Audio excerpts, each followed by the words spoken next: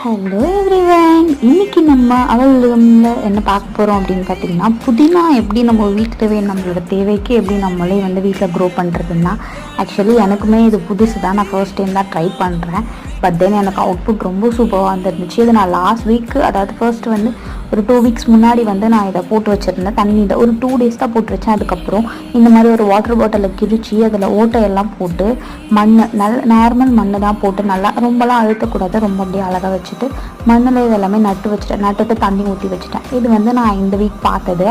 ஒரு 1 வீக் அப்புறம் நல்லா வளர்ந்துருச்சு. பட் நிறைய காஞ்சி போயிருந்துச்சு. நான் என்ன பண்ணேன், காஞ்சி போனதெல்லாம் எடுத்துட்டு இந்த தலையிலேயும் மேலே காஞ்சிருக்கு இல்லையா, அதெல்லாம் மட்டும் கட் பண்ணி விட்டுட்டேன். சிசரால் கட் பண்ணி விட்டுட்டு நல்லா தண்ணி ஊற்றி விட்டேன். பார்க்கவே ஒரு மாதிரி சூப்பராக இருக்குது பாருங்கள். உள்ளே நிறைய களைச்செடிகள்லாம் கூட முளைக்குது.